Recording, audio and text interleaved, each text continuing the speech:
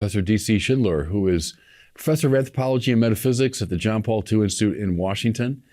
For my money, one of the smartest, most articulate Catholic philosophers on the scene today. So delighted, David, to be with you today. It's a privilege to be here. Thank you. Well, good. Thank you. And you've written a number of books, of course, on a lot of topics, and I find them all fascinating. I want to focus on this one, The Politics of the Real, which is a fascinating discussion of, a lot of topics that are both in the news, but also at a high theoretical level, especially around liberalism. And much discussed. We got liberalism, we have post-liberalism, we have anti-liberalism, we have classical liberalism, we have wokeism, which is a kind of extreme form of liberalism. So I wonder, before we get really into it, if you could just give me in brief compass, a sense of what you mean when you use the word liberal or liberalism. Brief compass is a little difficult. I can start simply. Liberalism basically, it's modern political thought. That arose in the 16th, 17th, 18th centuries. I think we're all familiar with the founding figures, Locke, Hobbes, and so forth. But at a deeper level, so this is classical liberalism. At a deeper level, it seems to me, when you put it in the context of history and especially in relation to the church, it seems to me you begin to see that this what was effectively a political theory actually is a whole vision of reality. So. In part, this was a political vision. I think that grew up as a kind of an alternative to Christendom, which is a culture founded in the church. This is an alternative to that, and because it's an alternative to that, it encompasses much more than just a new way of doing politics. It's a vision of the human being. It's a vision of nature. It's a vision of economics and so forth. Let's talk about the metaphysical side of that. Sure. You begin with some musings on that little Latin phrase, res publica. I remember when I was doing Latin 101, we did our declensions with res publica. So it's a phrase I've known for a long time. But you put a stress on the res part of that, the thing part of it, the reality. And there's some kind of disassociation with reality, let's say at least as the classical Catholic metaphysical tradition put it out, within liberalism. Talk about that as you see it. I think that sort of surprises people because, again, typically we think it's just a political theory. And the idea is that liberalism is, it's founded in a kind of a social contract. It's founded on the idea that society is made up of individuals who have free will and they choose to organize themselves in a particular way. So it doesn't seem to have much to do with metaphysics and so forth. But one of the trails that I've tried to follow out in my work is to see that those what seem to be fairly straightforward assumptions actually you're rethinking the individual's relationship to reality and beginning with just pure power to choose as what most basically defines us as individuals. That in all sorts of really subtle but profound ways cuts us off from reality. It sort of establishes a kind of filter that separates us. Now we do all sorts of things to try to overcome that, but I think a lot of that separation is sort of built in. So I thought, well, let's approach this question not again in simple political terms, but actually try to get at some of these deeper philosophical, metaphysical, and theological roots. And I thought, okay, the way you begin is with things, the reality of things that confront us in a way prior to our freedom of choice. Right. And that harkens back to some of your earlier work. I think you say in this book at one point that the good is not chosen so much as given, right? That the good manifests itself and that we become beholden to it. That's right. Where so much of the liberal assumption is, no, what's in first place is my freedom, my will. And now I choose. Right. And if that's your choice, well then God bless you, that's great. That's right. As opposed to, no, the good in different ways manifests itself, it gives itself. Right.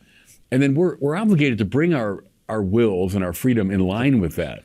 That's a whole different metaphysical vision, isn't it? It is, absolutely, and that's a nice way to put the point.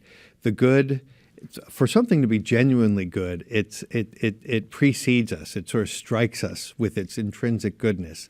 I think we all have the experience of something connecting to something simply as a matter of choice, that we have complete control over it. Those kinds of things tend not to hold us or compel us. Because we can change our mind the next day, and we have the sense of our will being fairly volatile and arbitrary. But true goodness is given, and where is it given?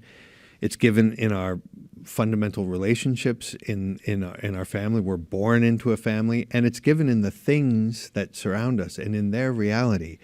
And if we try to reconceive ourselves as having our foundation and our roots in this given connection to the world, it really changes everything. It forces you to rethink quite a few realities You that and we I take have, for granted. I think we have Monsignor Robert Sokolowski in common as a teacher. That's When right. I was a young kid at Catholic U, we read Hobbes's Leviathan, and Hobbes says there very explicitly, what the old moral doctors call the good is just the last thing you happen to choose. You know, if I choose it, then I call that the good. Right. It's a purely sort of conventional sense of the good. That's a revolution. Sokolowski taught me that 40 years ago. That's a whole revolution in metaphysics and psychology and spirituality. But I would say almost every teenager in America has that as the default position, right? All that matters is it was my choice to do it. Yeah. But who's there articulating these values? Right. Someone else we have in common is Dietrich von Hildebrand, who's someone I follow with great enthusiasm. And that whole idea of value and value response. Right. It's not my stupid will that's determining things, but this value makes itself manifest. That's right. Is that near the heart of what you're trying to get at? It really is. The one of the ways to sort of set that into relief with students, I found when I used to teach undergraduates, is to ask them if they're saying something different when they say, I like something and it's good. Is that, are you saying exactly the same thing in those? Of course, and everybody recognizes. Right. I mean, that's the thing that's kind of interesting. Even though, we are immersed in this particular way of viewing things, we're still natural human beings, right. and the reality sneaks in all sorts of ways, and we can tap into that. That's something that one can connect with. One of the ways is this experience of value, as Dietrich von Hildebrand puts it. I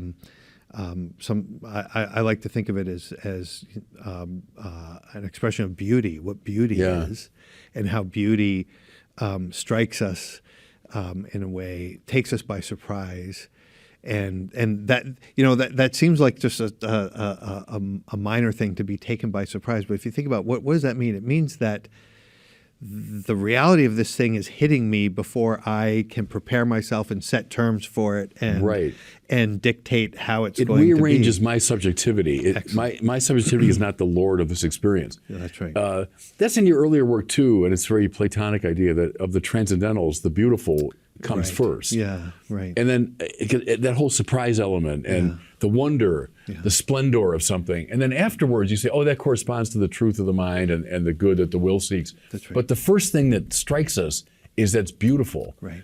And it's in Dante, it's in James Joyce, up and down the great tradition. Yeah. But if I'm reading you right, that's a real danger inherent in liberalism that so privileges the individual and choice that gets bracketed. Right, and I mean, I think it's not hard to see that we've trivialized the meaning of beauty. I mean, it's to use that language, Balthasar, Hunters von Balthasar, the great theologian, observed that. It's truth and goodness are the ones that seem serious to people, whereas beauty doesn't seem to have that sort of gravitas. Or frivolous. Right. It tends to be trivialized, and you see that. I mean, even artists in the contemporary modern world, they tend not to be concerned with beauty because beauty strikes them as bourgeois, Right. and facile and comforting. They're right to react to that because they're reacting to a trivializing of beauty. Yeah. But the response to overthrow it entirely and try to be edgy, try to be anti-beauty, and the ugly, it's the flip side of the same coin. And we see this kind of thing, I think, in many different realms of our existence. This properly human reaction to a trivializing or an impoverishment, but then because we don't have our roots in the tradition, the reaction just tends to be more of the same. It's not in the res. It's not in the thing, right? Yeah. This objective value. Something jumped out at me from your book here because I've been thinking about this a lot. Why is safety such a prime value in our kind of wokest culture now? And talk about that a little bit because I've said to people before, if you're a Christian, what we have before our eyes all the time is the crucified Jesus. And I said, now, whatever that religion's about, it's not putting a huge premium on safety, whatever that is, That's right. or the lives of the saints. You never say, well, no, they were really dedicated to safety, these people. What is it about this liberal problem that would kind of conduce toward the valorization of safety? That's a big question too. It's so interesting how any one of these questions you can unfold and start to see the whole thing. But the question of safety is a good way in. It seems to me that safety is one of those things that seems like a safe, universal value. Everybody can be. This is a good common denominator. We're all, insofar as we're all living beings, we're all concerned to continue our life. So safety is something we all have in common. But that the difficulty there obviously is it reinforces all of these habits of egocentricity, you might say, in terms of our reconception of what the will is and what the intellect is and what a human being is. Safety plays into that.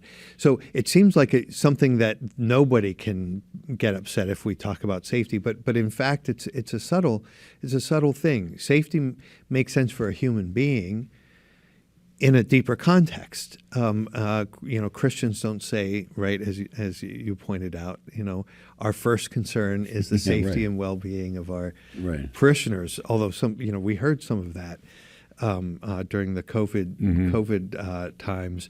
That's not a Christian worldview, certainly. No, it's the adventure of mission, maybe, or something like that. Yeah. Well, and the love of God. I mean,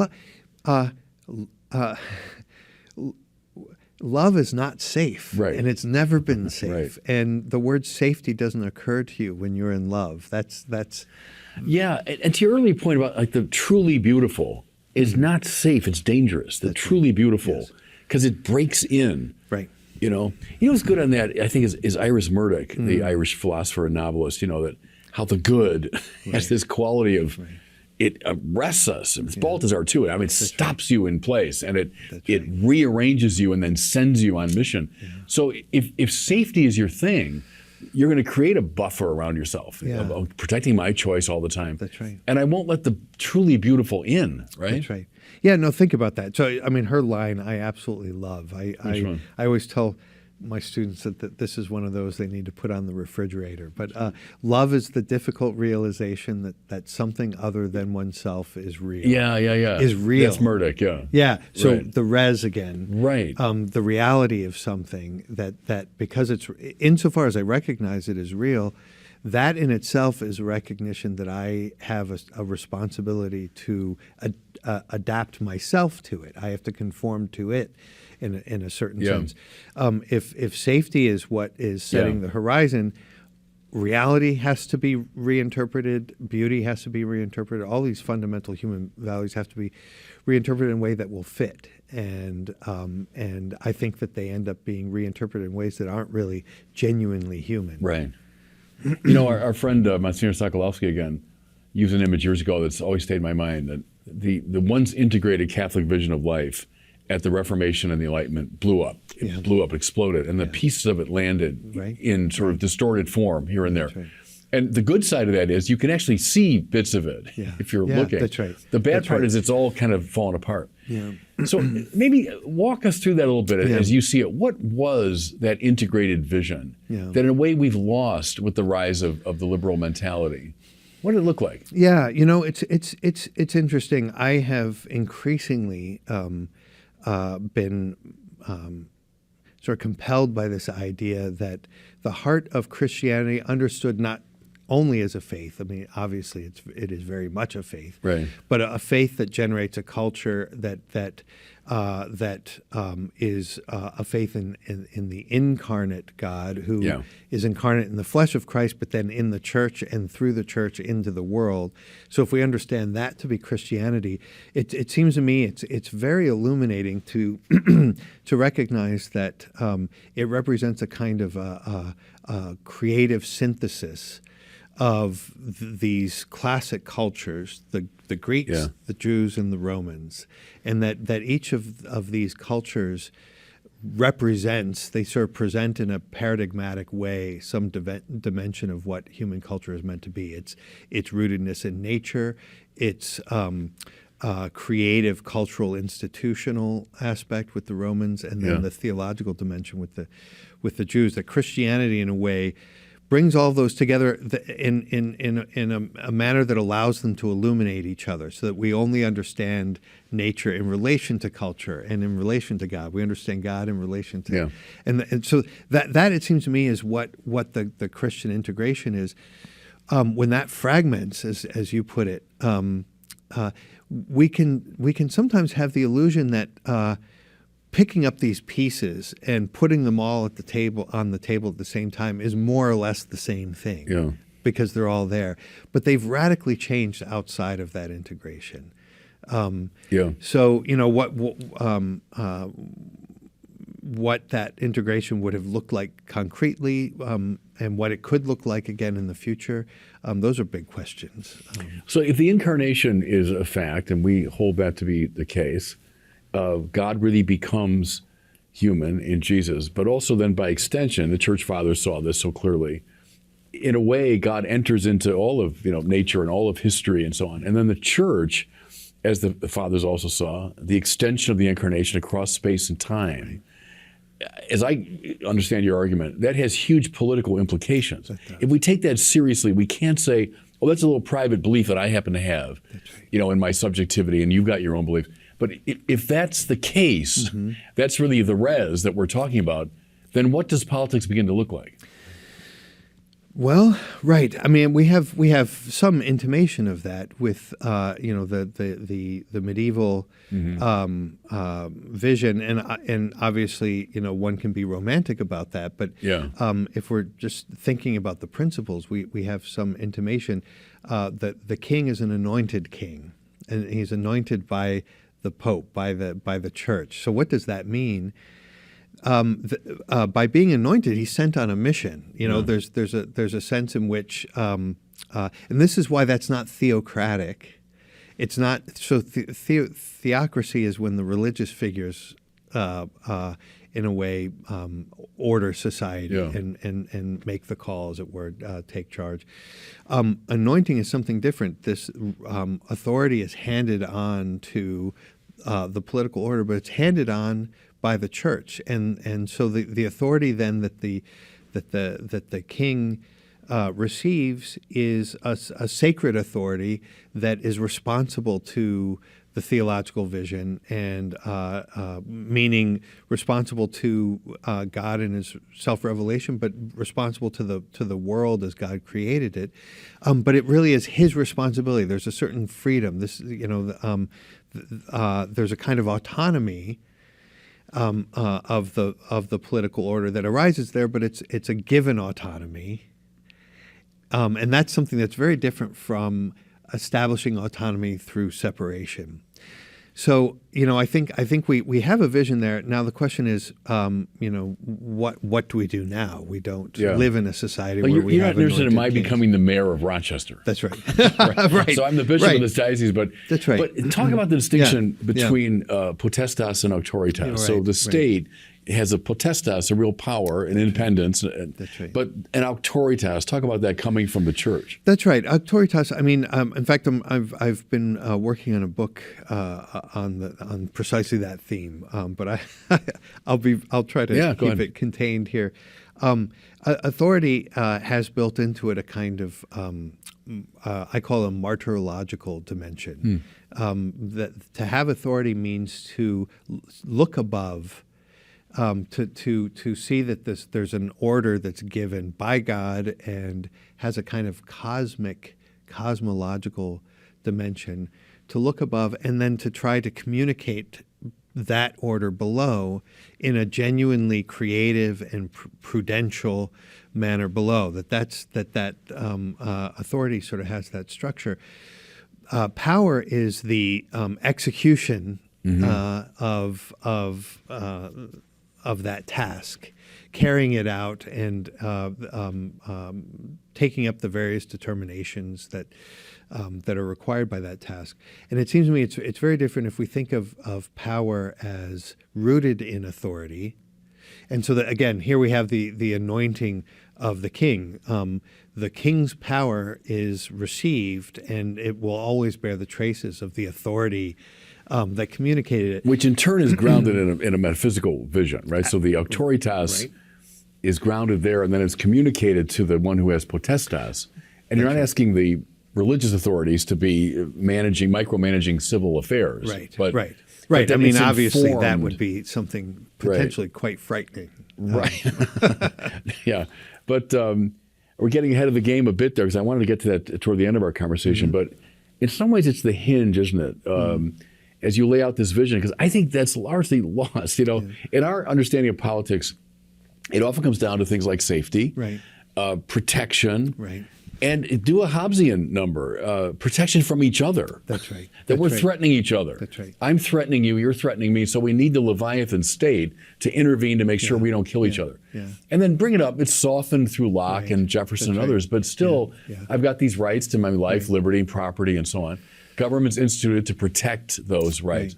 It's protective, not directive. We can put it that way. And now, why? We say, well, there's been a loss of an overarching metaphysical vision. That happened. It fell apart. And you've got a lot of warring religious voices and disagreement, deep disagreement about metaphysical, absolutes. And so could you argue that's where, liberal modernity comes from? It comes out of this conflict about a comprehensive sense of the good. So is it the best we can manage, or can we ever get that toothpaste back in the tube? Well, that's a very big question. And before addressing that, I do just want to point out some of the things that you mentioned, just drawn, because that was a very rich statement. When you radically when you prioritize, let's start there. When you prioritize freedom of choice. That implies a kind of self-enclosed monad of sorts, a kind of an atomistic sense of the individual that defines himself in separation. Now, if society is made up of those kinds of atoms, it's conflictual by... We'll be at odds with each other. By necessity, but the very logic of it. And even when you cooperate, your cooperation isn't genuine intimacy or connection. It's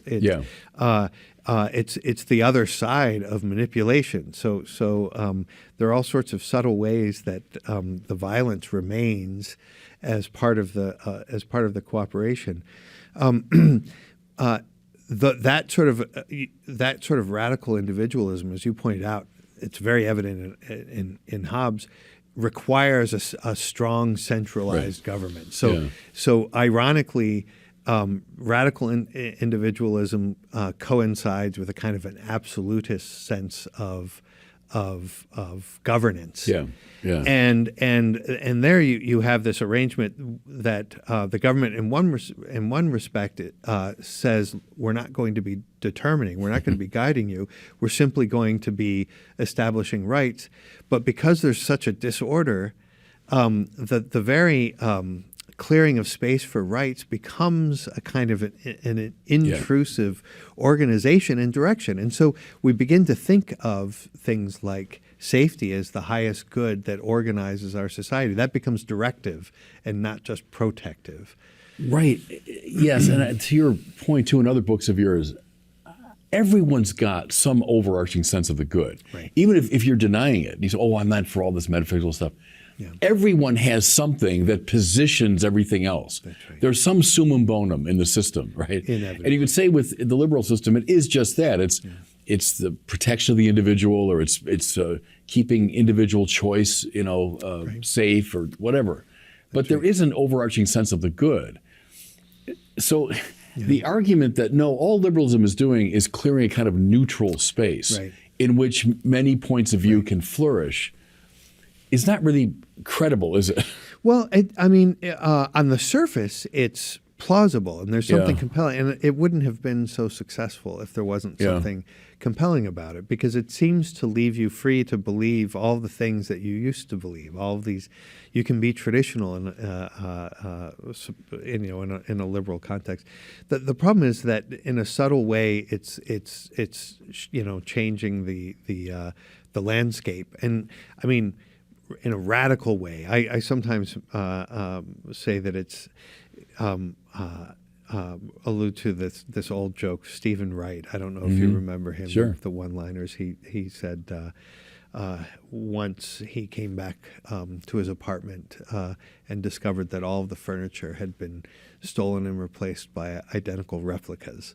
And then his roommate came in and he said, "Have you noticed all of the furniture has been replaced?"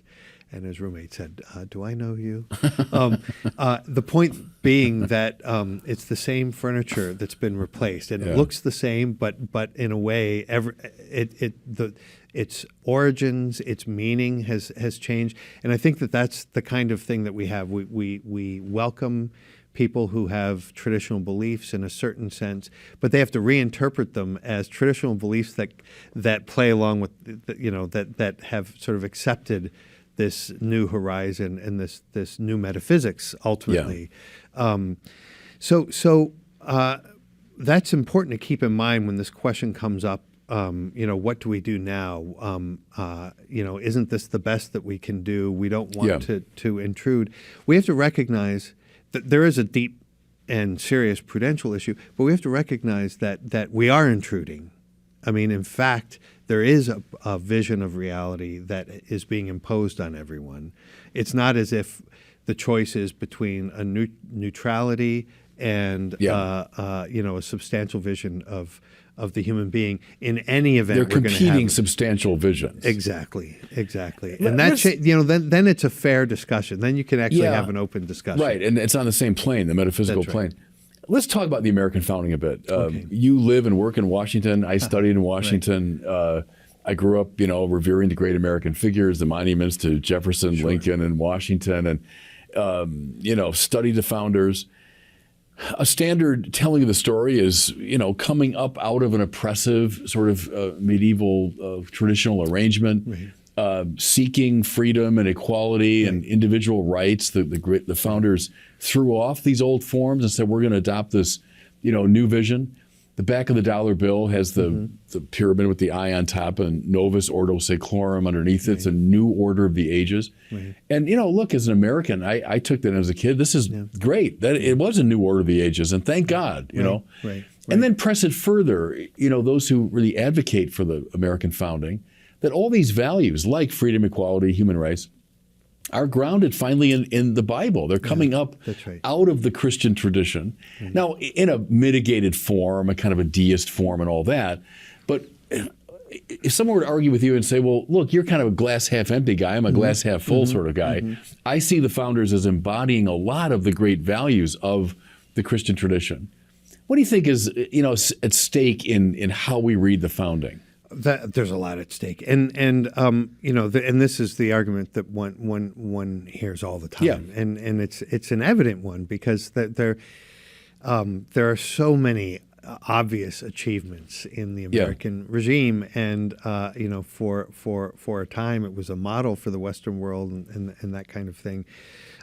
There's less enthusiasm these days than there was 20, 30 years ago, and it seems to me one of the early critics of liberalism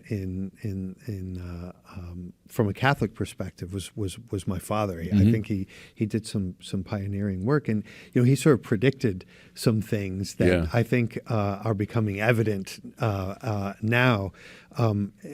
So the question is, some of these extreme tendencies that we witness today, what's their relationship to the founding? Yeah. Is this a working out of presuppositions there? Is it the case that once you've tried to start a political order from scratch, does that kind of revolutionary spirit, in fact, enter into and erode these values that we all, we can see these things, the dignity of the person, kind of a respect for the individual. These things have biblical roots, but if this new context, the new form that they have, as you said, people will generally concede that we're securing these goods on different grounds.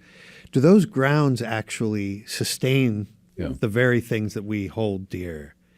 And your are they father capable? argued no. And he argued no. Yeah. And I mean, I think we're starting to see that. Yeah. It's very hard these days to defend, say, traditional values of marriage, for instance, on the basis of principles that one sees at the founding. Typically, if one wants to defend things like traditional marriage, you have to appeal to a kind of a culture presupposed by the founding rather than the founding principles themselves. And that's telling to me. And then if we're going to do that, then let's go to their basic roots. Yeah. And find the most secure foundation for things like freedom of the individual and dignity and so forth. Which leads to the question then naturally, what do you do when there is no consensus around these questions of basic goods? Right. So let's say with Sokolowski, yes, it fell apart. It blew up. Well, we got to deal with that. And is John Courtney Murray right in saying what we have in America are articles of peace? It's not an overarching account of the good. Right. Murray might say, look, I'm a Jesuit priest. I know all about that. But our founding documents are more articles of peace. How do warring people get along with each other? So there's a Hobbesian element there, but you might say, look, that's inevitable. Right. We have to have that. What do you do when there is no consensus about the grand metaphysical questions? Right. Well, you suffer, first of all. But the suffering has to be in the context of holding fast to what's true. And it seems to me, prudentially speaking, this may be the best that we can do. Okay. So prudentially speaking, but I would want to insist on the robust and what I would call the authentic meaning of prudence, which requires in the first place a robust recognition of the truth in its authentic sense, its full sense, and in light of that, what's the best we can do in these particular circumstances, and that's a different kind of thing, because if you think in those terms, the particularity of the circumstances are actually being elevated into the truth in some way. A certain light gets cast on them that would be slightly different.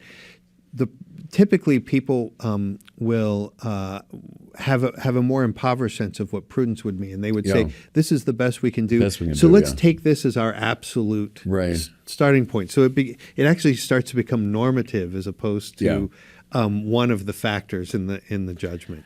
Let's say, I want to cite Sokolowski again. I remember his saying years ago, what a blessing it was at our founding, some of the most brilliant people in political philosophy and political practice weirdly came together in one place at one time, from Adams to Jefferson to Hamilton to, so I'm going to put you in that room, whether it's 1776 or 1787, and you're hammering out the American thing. And you've got these brilliant people, Jefferson, that are certainly not going to share a grand sort of Catholic vision of the real or an incarnational ecclesiology. What would you have done? What would you have argued for in that room? That's interesting. I've never imagined that. This would be a nice Ignatian meditation. I can see you in colonial garb. And maybe I'd kind of like to try out one of those wigs. But and what would you argue for with Thomas Jefferson and John Adams? I suspect I would want to ask the kinds of things that are presented as self-evident. What do we actually mean by those? Yeah. And what are we drawing on? What is the foundation on which we can say these things? And I would want to press beyond nature's God. Yeah. Okay. Because it seems to me that wasn't invented out of nowhere, and it wasn't just something to reason to from a kind of neutral premises. That notion itself has a tradition. Yeah. And Yeah. it's not a Catholic one. It's not a Christian one.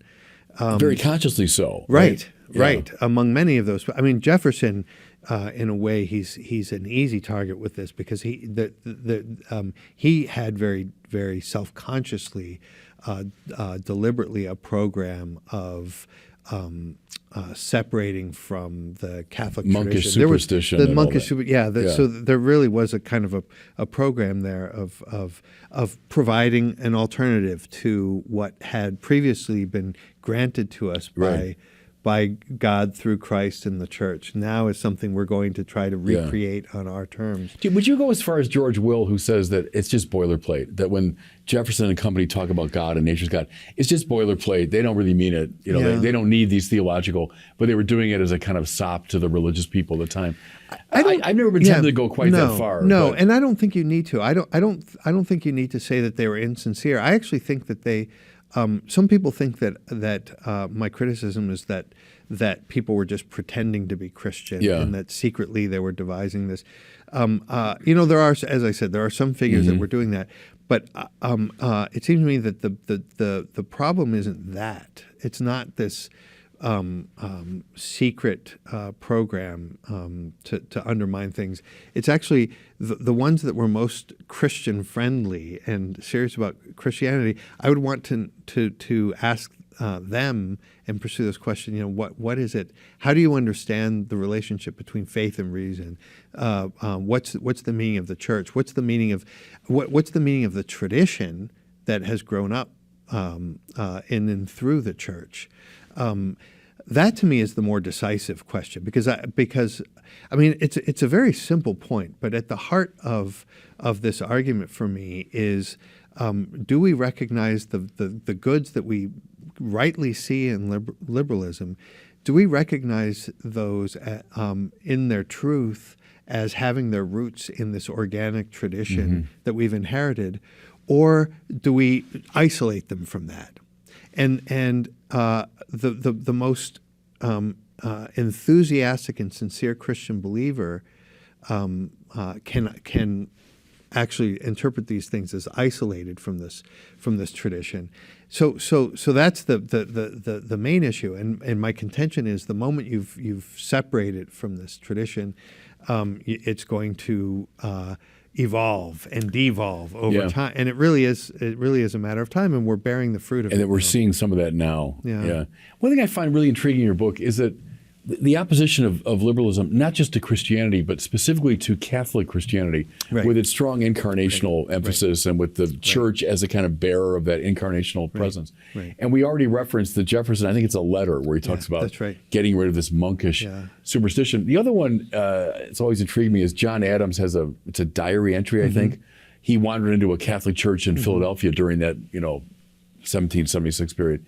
And was taken by it. I mean, he's caught up in the liturgy, and then he says, like, "Oh, how we ever managed to shake ourselves free of this?" Right. Right. So, is that really? It's a hinge to your argument that it's an opposition to the Catholic expression of Christianity, Right. Precisely because that's Christianity in its robustly traditional form. Yeah, right. I mean, one might say Orthodox too, but the main point is not choosing one, as we would say in modern lingo, one denomination over the other. Right. No, the point is recognizing Christianity as a tradition that has grown a culture and forms of life which include political forms, or not seeing as that, seeing it instead as just a faith which separated from that can't help but become essentially kind of a private thing. I mean that's the main concern. Where did Tocqueville get it wrong? So, I mean, the standard reading of Tocqueville is, comes over here, witnesses American life, and says all this religious energy and diversity. Democracy without a religious foundation is going to founder. Yeah. But how wonderful that, this kind of private space opened up by American freedom, allowing all sorts of religious expressions, and that informs public life, at least indirectly. I've mused about what do we do now, especially when that Tocquevillian equilibrium has really been compromised, as people are disaffiliating like mad from the churches, belief in God is attenuating. Talk about Tocqueville a little bit. What did he get right? What did he get wrong? Yeah, I mean, on that point in particular, it's interesting. He does make the observation that he thought in the long run it may be the case that religious will be Catholics. Yeah. And why did he think that? He was aware for all the things he admired, and he was such a perceptive reader of observer of humanity.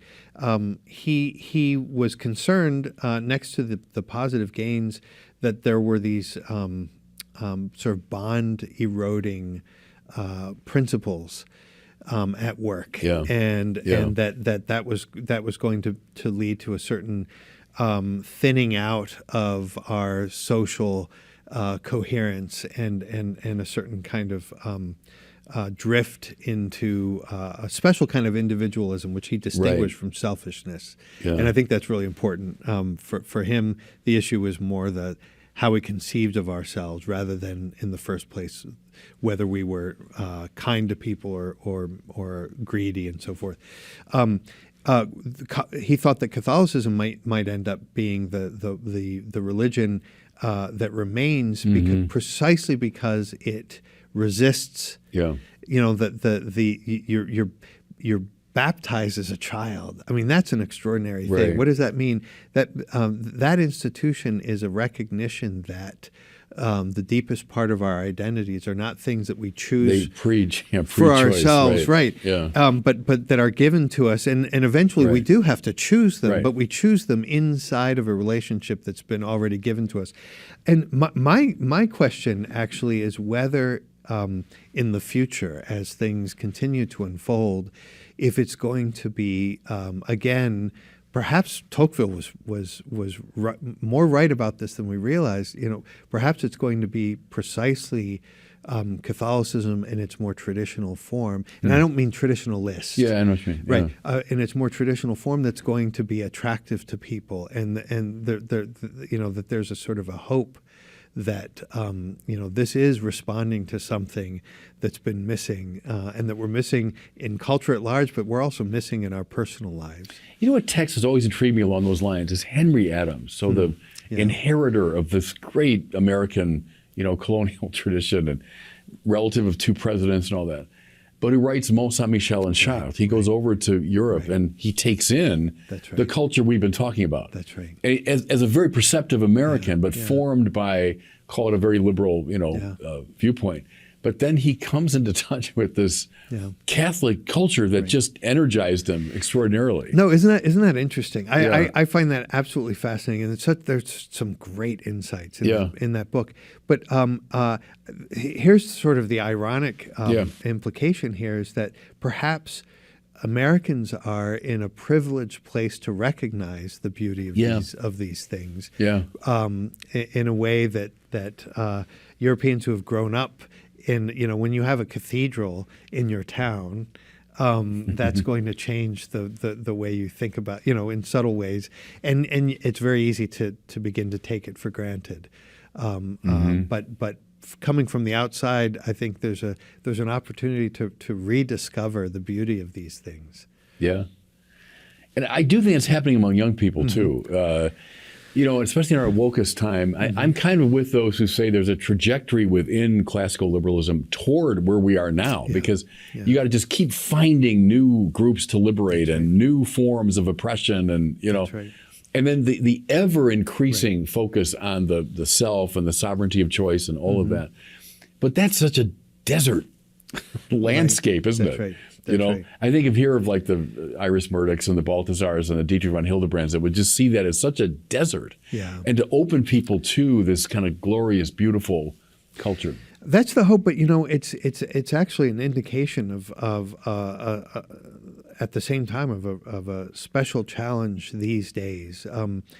I think the post-liberalism is one of the big movements of our time. Yeah. I mean, it's a growing movement, but I think it's arising precisely after liberalism. It tends to lack an anchor in something substantial. Yeah. And so we're beginning to see some really frightening instances. People are so tired of wokeism and the kind of exaggerated forms of liberalism that they want the absolute contrary as you sort of take solace or consolation in something that's a sort of a violent overthrow of that.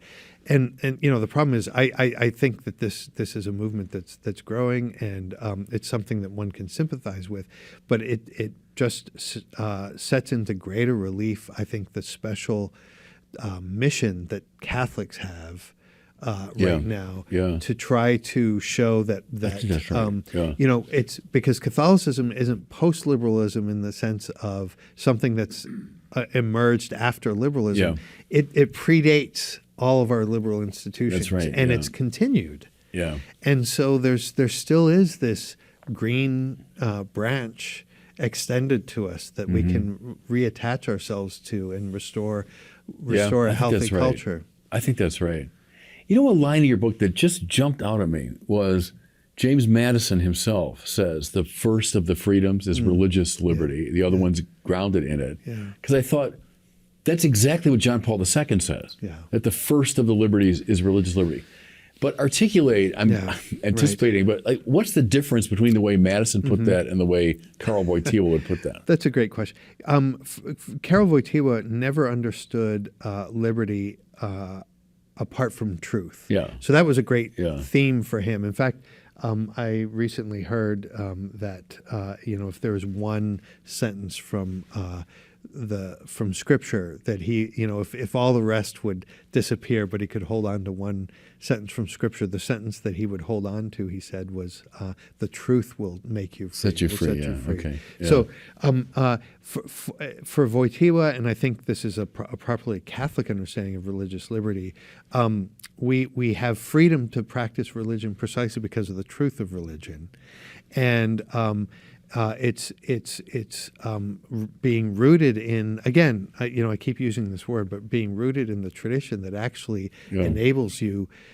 to first of all practice your own religion. But I would argue, and this hasn't always been recognized properly, adequately in history, but that also is precisely the same resource that would allow you to recognize the dignity of other traditions and so forth.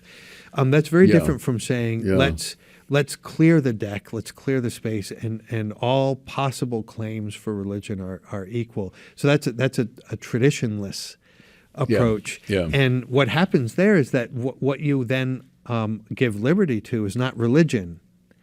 It's because religion was always part of a tradition. It always had a cultural dimension. It was always public. It always included politics, the political sphere in its particular way. This is a freedom for you might say worship, understood as just strange little things that you do inside this private space, and faith as a private belief. That's what's being granted. So I don't think that's religious liberty at all. Right. I think it masquerades as religious liberty, and it can masquerade for a long time in a way that persuades a lot of people. But it's a very different thing. Yeah, because I think that is a hinge upon which your book turns in a way, is that Madison and Wojtyła and how you understand those two things. I wonder if someone listening to our conversation might say, well, okay, this fellow sounds like an integralist to me. Like he just wants to, create one great theocratic sort of society. But the book, in fact, explicitly bears the title, The Church Between Liberalism and Integralism. So say a little bit about what differentiates your view from, it's a rising movement today of Catholic integralism. Yeah. What makes your view different from theirs? Thank you for the question. I get called an integralist and confused for which is strange because anytime I've written about it, it's always been from a critical perspective. But it sounds like it because the one thing that I would affirm with them, and I'm grateful to that movement for, is a recovery of a sense that the church has a kind of an authority that bears on the political sphere in some respect. So that's something I think that we've conceded, and even the most sincere Catholics in the previous century conceded that too quickly. That the authority is a private matter, it doesn't have this kind of public form. So that's one thing I affirm with them. Where I differ, and I think this is a really crucial point, and in a certain sense I'll be hearkening back to things we discussed earlier, is that typically, and of course there's a spectrum of figures that claim integralism, but typically the idea is that the question for integralists is to what extent can the church use the state? Well, there are two sides of it. One is, to what extent can the church use the machinery of the state to achieve her ends? So we take the political order as it is, the modern liberal state, but we try to redirect it to Catholic ends. So that's one side. And then the other side is this idea that a concession, again, of the political as only achieving partial human goods, ordered to things like safety, and then that gets supplemented by the church then stands for the sort of supernatural, the higher dimension of human existence, the spiritual goods, and so you add these together. This is a bit of a simplification, but you've got the human goods and then the spiritual goods. You put them together. I mean, a couple of points there. There'd be a lot to say, but just a couple immediate points. One is that spiritual goods are human goods. I mean, we're essentially spiritual creatures, and so even our life in this world is saturated by a concern for God. And this is something Christopher Dawson beautifully recognized, that religion has a necessary, that cultures are embodied religion. So that's that's not something that gets added from the outside. That's part of our political life. And then that means that the church doesn't have to control that from the outside. In a way, it's the anointing, the handing on of this particular task that also has a theological dimension. So the political order itself already has a kind of a theological mission, namely the theological dimension of our life on earth. There, in a way, the church reaches more deeply into society, but it does it in a way that allows the integrity of the political sphere. It doesn't have to dictate. So, to take a very concrete example, the church has no business making laws in a country, but it seems to me that the church represents an authoritative interpretation of what a human being is, what man and woman are, what and therefore what the purpose of the law is ultimately. And then the political order has to then realize this in whatever way it sees fit. But it receives this tradition as authoritative, and it operates freely inside of that. And I think that freely is a thing that distinguishes my position maybe from the No, I get that. Let me just press it a little bit, because I'm thinking of a conversation I had as one of the bishops of Minnesota. We went up to the state capitol about a year ago to meet with legislators. We met with the governor. Interesting. Yeah. And, we had our set of issues, and I was assigned to talk to the governor about the whole gender thing, because Minnesota has become like a sanctuary state, for those who want, which is appalling. Yeah. And so I told the governor that, I think this is appalling, and it's a shame that we're involved in this, and we'd like that to change. And he looked at me like I had two heads, and that was the end of the conversation. That's right. I'm trying to imagine, like within David Schindler's view of things, what does one do? What would that look like in a more ideal setting? What would I, as a bishop or representative of the church, do, or how would I do it to influence the potestas of the state? Well, it's hard to give sort of general principles for that kind of thing, because these sorts of encounters are very particular. But it seems to me, whereas integralists want to immediately talk about, it's interesting. One of the first issues that they got worked up about is the question of whether the church could enlist the state to execute heretics, something like that. So I mean, this extreme case, and it's I mean, it's startling. But there you see the question is just who has power and how can you wield the power. It seems to me that the I like to think of it as the philosopher king in Plato's Republic, right? People think, well, that sounds tyrannical, the philosopher king. But how did the philosopher king operate in Plato's Republic? He went down into the cave, so he didn't command and impose an order. He came down, he entered into the condition of the people in there, and he asked questions. So that's how the philosopher king brought the light in. He asked questions. So it seems to me that questions that concern the matter itself. If one has a conversation with a politician, the point wouldn't be in the first place, what are you going to do about this moral issue? It would be, what's your purpose? How do you understand your task? Like what is it that you're trying to protect? And why do you protect these things? In that very conversation, I said to the governor, part of the purpose of the law is to make us good, is to tell us what the good is. And if the law says this is permissible, it's a way of signaling to the soul, that's a good thing. And if the law says that's not permissible, it signals to the soul, this is something that I should be avoiding. That's right. He looked at me with incomprehension. Right. I mean, that's the thing is we these require long conversations. Right. Yeah. Right. But that's the way to go. And then you point out that that's not leaving people freedom. In fact, by establishing laws in this way, you're imposing a sense of the good. And if you can actually make that clear, then you can have an open conversation. Well, why on what basis? Why is this good, and how does it compare? And how do you respect this other view, which you claim to be able to respect? In fact, how do you do that? And is it? I'm thinking out loud here, but would you hold the church has become too much sort of in a hand-wringing attitude and withdrawing too much from the public sphere, and well, that's not our business. And part of the answer is a boldness on the part of the church to come forth into the public arena, right? And to propose, as John Paul said, not impose, but propose our vision of life. Unquestionably. And the thing is, the hand-wringing tends to be of a certain generation, speaking to people of a certain generation. I mean, young people want a bold proposal. And so there's no danger in doing that. I mean, I think we have so much evidence of that.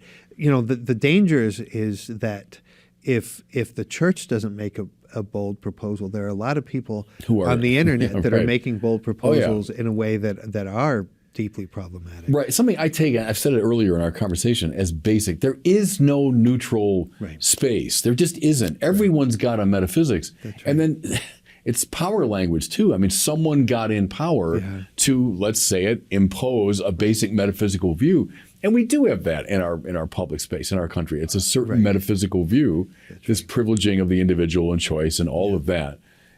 So let's have a vibrant public conversation about it, and the church proposes its view, and go back to Balthasar and von Hildebrand and company, do it in a beautiful way that's compelling. That's right, and show that the resources are all there. That this is, so the danger would be that the church makes her proposal, other people make their proposal. We're meeting in this space, and everybody's kind of got a perspective. I think the church's proposal has to be bolder than that. And again, to go back to Socrates, when he made his argument with in the Gorgias, for instance, he said, it's not that I'm trying to convince you of my perspective. I'm trying to show that you yourself, So this was the sophist who was rejecting beauty, truth, and goodness.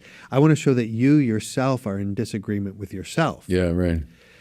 And that's it seems to me that if the church's claim is true, it has to be the case that what the church. So here's the remarkable thing. It has to be the case that what the church is proposing is in fact at the very depths what everybody actually believes and wants. And I hold that. I mean, I would hold that clearly as a Catholic. So maybe just be animated by that confidence to go into those conversations. Wasn't it Stanley Hauerwas, I think, said, I don't want the student to learn how to think for himself. I want him to think like me. And that sounds, I mean, arrogant, but it's based on a sense of, look, I think I have the truth here, which deep down you want too. Yeah, that's right. That's right. I always clarify that it's not that I have the truth; it's that the truth has me, Yeah, and you and I are in the same relationship to the truth. This isn't compete. See, liberalism has taught us to think that every interpretation of reality is a competing opinion over against others. Yeah. And it seems to me once you concede that, you're never the game's over. The game's really already over. And the point is that we don't begin with an opinion or an interpretation. We begin with a recognition that there's a truth that precedes us, so that when we attempt to articulate it, we actually have grounds for correcting our interpretation and recognizing what I had thought previously is actually not adequate. You can't really do that if it's competing opinions. Listen, I could talk to you all day. Our time is up, though. Maybe it's a good note to end on, the beauty and universality of truth. But thank you so much for a great conversation. Thank you. It was really delightful. God bless you.